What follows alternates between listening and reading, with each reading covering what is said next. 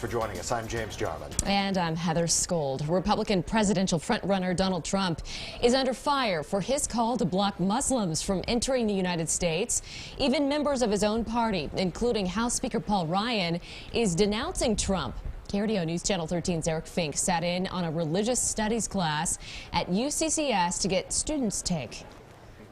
UCCS senior Matt Stiles is an Iraq war vet with countless numbers of Muslim friends overseas. The most giving people that I've met in my life, just very kind and just go about their lives to take care of themselves and their family. He's steaming at Donald Trump's latest remarks that suggest imposing a temporary ban on Muslims entering the country. Total and complete shutdown of Muslims entering the United States until our country's representatives can figure out what the hell is going on.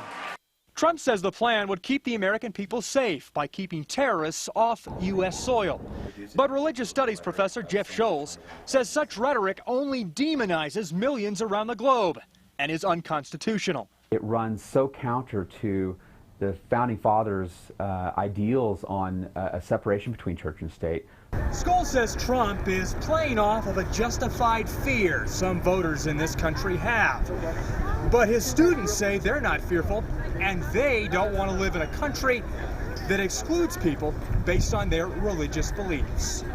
His views are just spreading fear and hate, and that's not what this country is about. It's about acceptance and letting people in. It's the melting pot, the great American melting pot, and he's trying to take that away.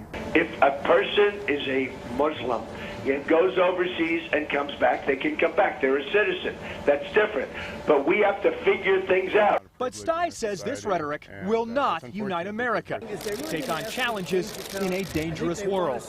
We're going away from dialogue that we should be having that's more inclusive. Bringing people together rather than polarizing them. In Colorado Springs, Eric Fink, KRDO News Channel 13. And Trump's comments don't seem to be hurting him in the polls. He remains the clear national frontrunner. And just today, the latest CNN poll in New Hampshire puts Trump in the lead by 18 points over Marco Rubio. And on World News Tonight, Barbara Walters sits down for a one-on-one interview with Trump.